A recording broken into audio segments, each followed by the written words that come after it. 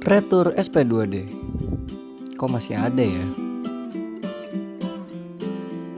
Sebenarnya apa sih retur SP2D itu? Retur SP2D adalah penolakan pengembalian atas pemindah bukuan dan atau transfer pencairan APBN dari bank penerima kepada bank pengirim. Nah, peraturan terkait mekanisme penyelesaian retur sudah beberapa kali mengalami perubahan loh. Yang pertama per 30 PB tahun 2014, lalu per 44 PB tahun 2015, dan yang terbaru per 9 PB tahun 2018. Lantas, kalau sudah diatur, kenapa masih ada retur? Ternyata ini dia penyebabnya. Kesalahan pada nama rekening, lalu kesalahan pada nomor rekening, dan rekening pasif atau dorman, rekening tutup. Dan yang terakhir ialah salah bank, entah itu kesalahan bank tujuan ataupun database dari bank tersebut. Lalu apa sih dampak retur? Yang pertama ialah menyebabkan terhambatnya proses pencairan dana, mengakibatkan inefektivitas biaya dan waktu, kurang optimalnya pencapaian output pada kegiatan Satkar. Lalu selanjutnya mengakibatkan adanya idle cash, mengakibatkan munculnya rasa kekurangpuasan pada pihak ketiga. Kalau seperti itu, bagaimana ya alur penyelesaian retur? Seperti ini dia alurnya. Yang pertama, pada saat terjadi retur SP2D yang didapat dari OSPAN, KPPN akan mengirimkan surat pemberitahuan retur kepada KPA paling lambat 3 hari kerja. Berdasarkan surat pemberitahuan retur dari KPPN, KPA melakukan perbaikan data supplier. Lalu, perbaikan data supplier tersebut diinput melalui aplikasi SAS atau Sakti untuk dibuatkan SPM dummy.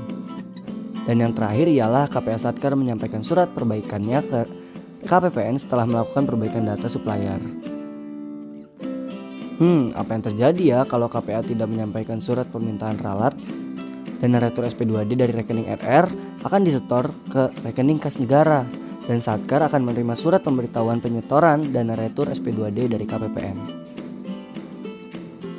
Nah, selanjutnya saya akan menjelaskan beberapa fakta tentang retur dari tahun 2018 hingga tahun 2020. Sepanjang tahun 2018 terdapat 387 transaksi retur. Lalu 2019 terjadi 286 retur. Memang mengalami penurunan namun masih banyak. Namun belum tuntas 1 triwulan saja di tahun 2020 sudah terdapat 28 retur. Nah, selanjutnya saya akan tampilkan data Satkar dan bank yang paling sering berkaitan dengan terjadinya retur. 5 Satkar dengan jumlah retur terbanyak dari jumlah penerima: Balai Besar Pengembangan Latihan Kerja Serang, Pengembangan Kawasan Pemukiman Provinsi Banten, BP3 TKI Serang, Kantor Kemenak Kota Cilegon, dan yang terbanyak ialah Kanwil Kemenak Banten tahun 2018.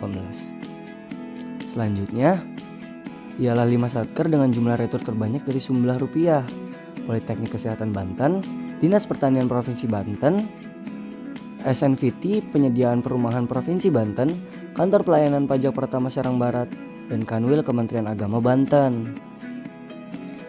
Selanjutnya adalah 5 bank penerima dengan jumlah retur terbanyak: Bank Pembangunan Daerah Banten dan Bank Mandiri, Bank Mandiri Syariah, Bank Negara Indonesia, BPD Jabar Banten, dan Bank Rakyat Indonesia. Lalu selanjutnya di tahun 2019 ada 5 Satkar dengan jumlah retur terbanyak dari jumlah penerima.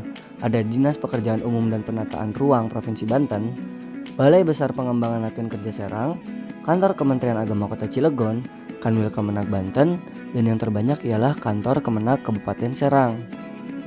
Selanjutnya ada 5 Satkar dengan jumlah retur terbanyak dari jumlah rupiah: Kanwil Kementerian Agama Banten, SNVT Pelaksanaan Jaringan Pemanfaatan Air Cidanau Ujung Cidurian, SNVT Pembangunan Bendungan, Pelaksanaan Prasarana Pemukiman Provinsi Banten, dan Dinas Bina Marga dan Tata Ruang Provinsi Banten.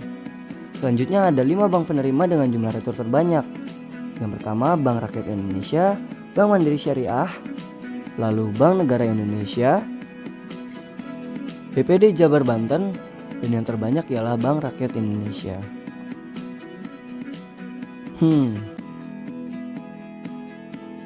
Namun ada beberapa upaya yang dapat kita lakukan.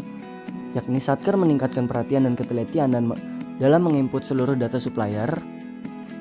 Lalu Satker memantau secara seksama seluruh data supplier pada aplikasi Omspan agar tidak terdapat lagi retur. Lalu sering terjadi retur ketika rekening yang dituju adalah banyak penerima. Hal ini dapat dicegah dengan membuat rekening RPL untuk penerima di atas 100 orang. Nah, ayo tingkatkan ketelitian demi mewujudkan Indonesia Zero Retur.